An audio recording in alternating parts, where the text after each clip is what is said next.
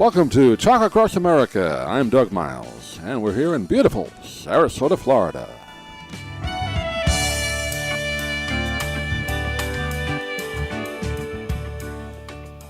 And joining us now on our book talk segment, we're going to talk to a woman who's written a very helpful book, I'm sure, for a lot of our listeners out there, particularly if you're over a certain age. It's called 55, Underemployed and Faking Normal, Your Guide to a Better Retirement Life. And we're joined today by Elizabeth White. She's a seasoned nonprofit executive, author, and aging solutions advocate, and very talented woman. She's based out in Washington, D.C. She joined us today by telephone. And Elizabeth, good to talk with you. How are you? No, I'm well, and thank you for having me. Yeah, I'm just reading through your bio there. You've done a lot of interesting things in your career, and I guess this is sort of based a little bit, writing this book, on something you went through, right? I mean, you had had a regular career going, and then you decided to start your own business, and then to get back, you wanted to go back in the workforce, and that's when this kind of came about, right? Yeah, so first, this book is about my lived experience, and in early 2000, I got two great consultancies. One was supposed to be 7 months, lasted for 7 years. The other one was supposed to be 1 year, lasted for 4, and so that combined income was excellent. Great recession hits. What happens? Companies retrench. I lost both of those jobs within a 6-month period. I was mid-50s then. Phone stopped ringing. I'm thinking, I have this background that you described, confident that I would find work. But when I realized, so if you have a network, often people 10 years older, 10 years younger. So my mentors, sponsors were in their mid-60s then. Some had retired. Some didn't have the juice they used to have. Some had even died. So I didn't have that help. I had the kind of network where I'd hear about jobs before they were even posted. Mid-50s now, I wasn't hearing about anything. Scary thing. I mean, I think everybody's gone through it, and some, even if you're younger than that, but particularly if you're over 50, like you said, and then when you do get interviews, you're usually interviewed by somebody in their 20s that doesn't really know what they're talking about half the time, right? I hear you. And so I started to notice friends who appeared to be struggling too, and you'd see it. Someone would put $4 or $5 of gas in their SUV. That's a clue. Right. You'd see someone who you'd learn later the reason they didn't, kind of ask you in is they have some kind of plumbing issue that they're embarrassed they haven't been able to fix, and so they don't want you to come into their home. Well, women talk. Men don't always talk, but women often do, and I started to learn that friends of mine who had also had career choice and decent incomes were also really struggling. So I wrote an essay that talked about what is it like to land here? What does it feel like to be formally and used to be? What does it feel like to have your face pressed up against a glass, looking in on a life you no longer have? The essay made its way to the PBS Facebook page, and within 3 days it had 11,000 likes. Wow. And 1,000 comments of people saying, me too, me too. This is my husband, it's me, it's my sister, my best friend. I have the background. I looked at the data. I was astonished at what I was seeing. The median retirement savings for near retirees in this country is $15,000. For middle-class near retirees, it's $60,000. And when you think about how long we're going to live, well into our 70s, sometimes 80s, $60,000, the math doesn't work. Yeah. So I started hearing from people, talking to people, hearing stories, and I wanted to write the book I needed to read. So it couldn't be a wonky, heavy, densely written think tank book. I couldn't have gotten through that with the level of upset and shame and all of that I was feeling. So I wrote a book. My model for writing this book was I'm standing at my back fence talking to my neighbor.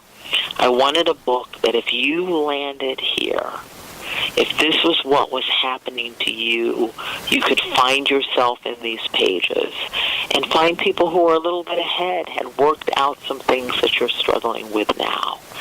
So this book is not, wonky policy prescription. It's what do you do in the meantime when you've landed here. Yeah, I read through the book, and like you said, a lot of these job books, nothing wrong with them, but like you said, they're all based on theory, but you give some practical advice, which when people are, going to invest in a book when they don't have a lot of money coming in, they want answers now. They don't want theory, right? So that's one good thing about this book. I know we have limited time today, but let's say somebody's in that age group, maybe they just lost a job. What's the first thing they should do, other than get the book? I think the first thing I want people to do is to know that they're not alone. And that may seem like a minor thing, but it isn't. The shame of landing here paralyzes people. And they start withdrawing from their social circles that maybe someone could help. If you are out here faking normal, then I don't even know to tell you about the affordable house situation that has your name on it, because you're pretending with me. So I can't even tell you about a job that might be the job with your name on it, because you're pretending with me. And we do that because we think we're the only one. So this whole thing of not feeling alone is, I think, really important. And then there are mindset things that we're going to have to do. I've had to get off my throne. I'm someone, I've had significant income before. I'm in New York. I took the bus here. I didn't come by Excella. And you have to, but I got here, and it was fine. And I'm going to, after this, have coffee with a dear friend of mine in New York.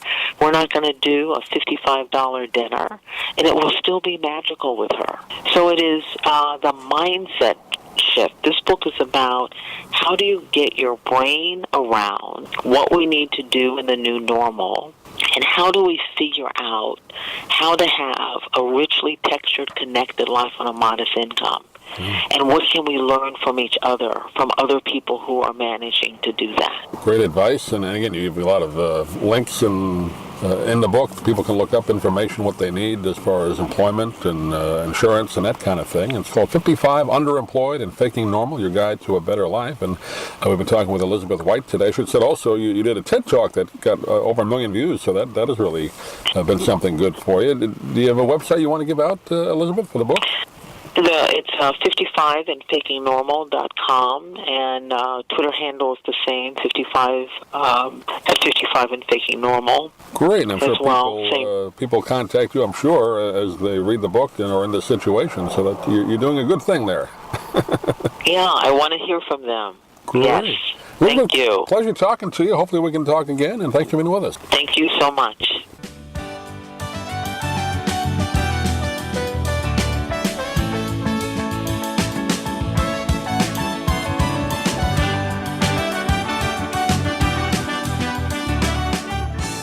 Thank you for joining us today on Talk Across America. Please visit our website at dougmilesmedia.com for more great interviews and content. And if you're interested in any of the books we talk about on the program, please click the Amazon link on our website. It helps support the podcast. Thanks for listening. We'll see you again real soon here from beautiful Sarasota, Florida.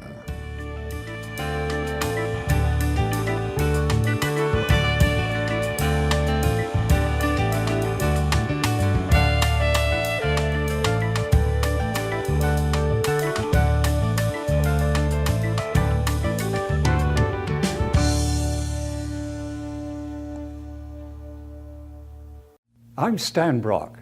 30 years ago, I formed Remote Area Medical to help people overseas. But then we found generations of families in America isolated by poverty from the health care they need. Together, we can take dental, vision, and medical help to 1 million adults and their kids, right here at home in the United States of America.